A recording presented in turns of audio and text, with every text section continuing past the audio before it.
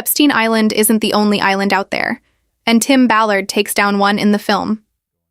These children represent God.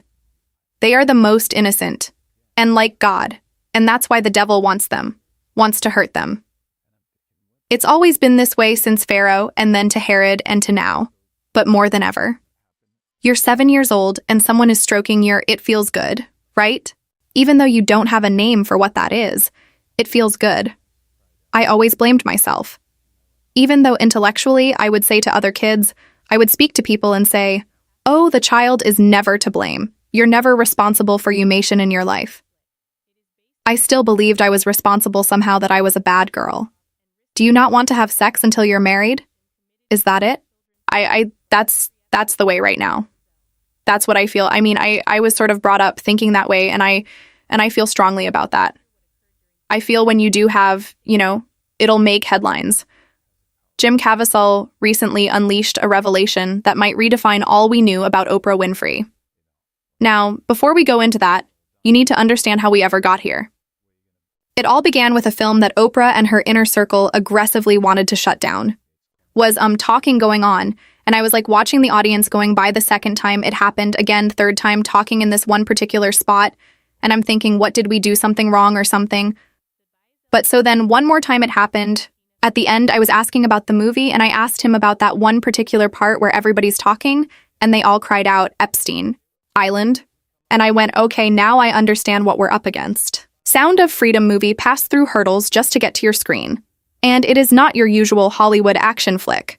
It is based on the actual tale of Tim Ballard, who resigned his job and risked everything to form his own organization, committed to saving children from villains like Jeffrey Epstein and Jim Caviezel. He didn't simply portray the lead role. He grew consumed with this project. And once you hear what occurred during production, you'll understand why this movie has a power, because it goes into your heart.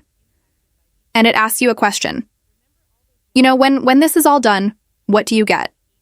And what are you going to do? What you're going to have to meet God at some point. And I believe it's going to move a lot of whistleblowers come forward, but not one in the hundreds, maybe thousands of them worldwide start coming forward and telling the truth of what's really going on. The Basel has spoken about shooting in Cartagena, Colombia, and what he observed there still bothers him.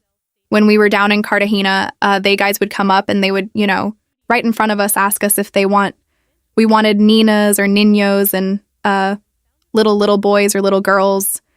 And people think that that's not something that happens here in the United States. Well, absolutely it does. Over 300 Caviezel children under the ages of 18 were into the deepest recesses of hell. And it's disgusting that the media hasn't covered it like they should.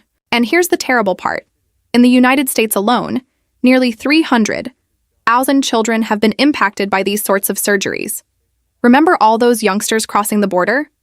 Approximately 85,000 of them have apparently gone. No one knows where they are, and nobody in charge appears to care enough to find out. One of the most disturbing problems in our world today is humanity, and particularly the trafficking of now. The first step in eradicating this crime is awareness. Jim Caviezel stated the movie was really filmed over 5 years ago, but big studios didn't want to distribute it. Eventually, it was taken up by Angel Studios. And when Sound of Freedom eventually debuted in cinemas, it became a massive blockbuster, generating more than $200 million. But here's where things get messy. Jim Caviezel didn't simply produce a movie. He jumped into a conflict, and Hollywood elites fought back hard. And everyone was told, from Rupert Murdoch, from Fox, to every studio, look, if you touch this thing, you will be out. You will be done. You'd be finished in 3 years. I remember this one conversation I had with Mel Gibson and the whole team that came in and just said, wow, these are the stakes. So why do Hollywood elites detest this movie so much? I mean, it's about rescuing kids.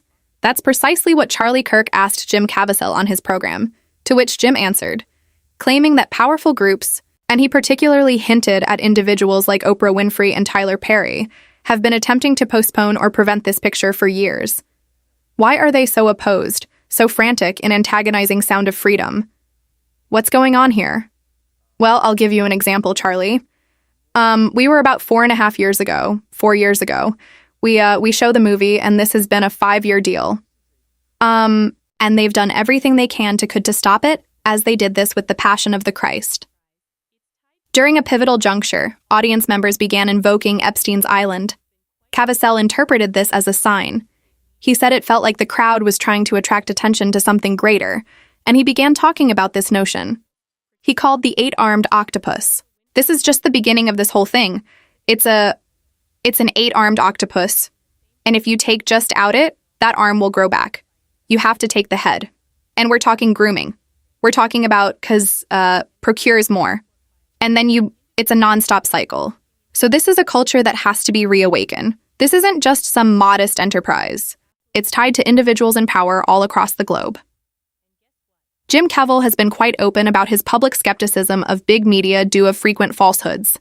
And this subject has been a big turning point for a lot of individuals, particularly after discovering that Oprah Winfrey's name has been featured 5 specific times on the list. Now, when your name comes up in the same files as a convicted criminal, you need to justify yourself. And Oprah, she hasn't explained anything. She has gone quiet. And it's not only the court filings. Individuals have started searching into the flight records of the Lolita Express, Epstein's private plane that carried many affluent and famous individuals across the globe. And guess what? There are suspected linkages between Oprah's travel data and those appearing on those lists. And I think it was on that day that for the first time, I recognized that I was not to blame because I became a promiscuous teenager. And as a result of that, got myself into a lot of trouble and believed that I was responsible for it. It wasn't until I was 36 years old, 36, that I connected the fact, oh, that's why I was that way. I always blame myself. Even though intellectually I would say to other kids, I would speak to people and say, oh, the child is never to blame. You're never responsible for life. I still believed I was responsible somehow, that I was a bad girl. To understand why this matters, we need to look at a trail of scandals that spans back decades. Oprah Winfrey's biography is replete with occurrences that, when taken collectively, create a quite different image. In 2007, she launched the Oprah Winfrey Leadership Academy for Girls in South Africa. It was intended to be her crown jewel, a school for impoverished girls. Everyone was applauding her efforts. But then these awful tales began pouring out. Shortly after the school started, a dormitory matron called Virginia Makopo was arrested and charged with 14 charges of sexual behavior against minor children. While Oprah declared she was rocked to her core by the claims, a defamation case was brought. The school's former headmistress, Makopo, said Oprah's words wrongly indicated she was covering up the misconduct. They settled out of court and no specifics were ever made public. Makopo was subsequently acquitted of all 14 counts due to discrepancies in witness evidence. And the reason why it irritates me is because it means that somebody must think I'm lying. That's number 1. Number 2, why would you want to hide it?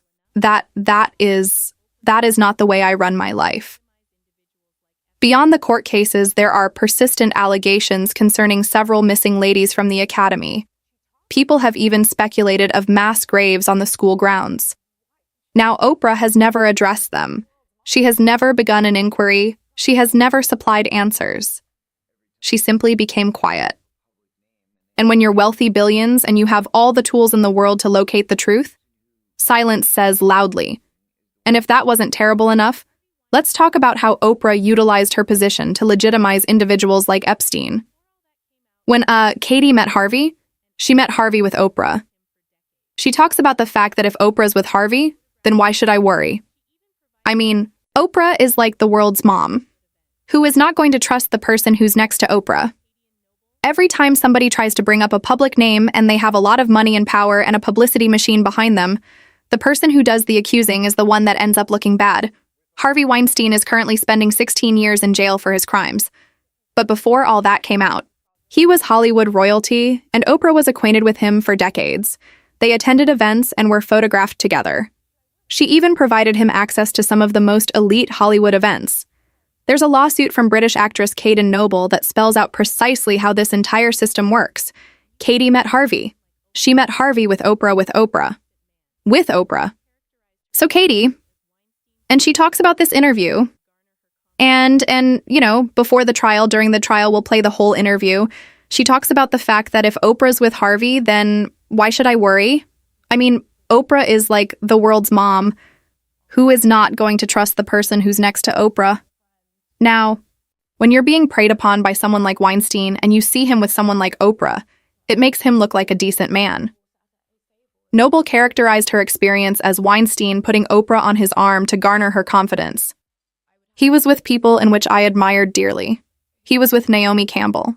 He had Oprah Winfrey there with him, who entered the room and was swinging off his arm and just seemed like a very dear friend. And these like Oprah, Naomi, Rita, and Georgina, they all sat at his table. And for me, meeting Oprah was like, oh my God, like I would have thought that I would have to be someone who is established, who everyone would have had to know about before I was privileged enough to meet someone like Oprah. So that gave me so much confidence in him at the time when he approached me. I thought, obviously, this man has something amazing in store for me. On the other side, musician Seal uploaded photographs of Oprah kissing Harvey Weinstein on the cheek with the message, "When you have been part of the problem for decades, but suddenly they all think you are the solution." People were upset and Oprah never really replied to it. But Weinstein isn't the only one she pushed for. Let's look at another situation that should have raised severe issues. I don't know what happened. These are entities. They don't have any form. They're just, these spirits that enter his body. It's been going on for 40 years to 25 minutes. Tell me this. Does he tell you a certain time to lay down, a certain way to lay down? No. Just go to bed. Wear white. Just wear everything is white. Drink the water. Take the herbs. And don't eat spicy food. And don't eat pork. Basically, that's it. John of God was a Brazilian faith healer who claimed he could cure people, and Oprah hosted him on her program on numerous times. She marketed him to millions of viewers and gave him a worldwide platform. Years later, John of God was revealed as a serial abuser by scores of women. He was sentenced to jail, and all Oprah could do was make a statement claiming she was heartbroken by the news. Oprah has researchers, fact-checkers, and producers. She's supposed to perform due research before putting someone on television. Yet she placed this person in front of millions of people without investigating his past. Was it ignorance, or was it something else? Well, according to Jim Caviezel, this is part of a pattern. Oprah offering worldwide approval to individuals without performing any serious verification. And when those folks turn out to be crooks, she merely goes on like nothing happened.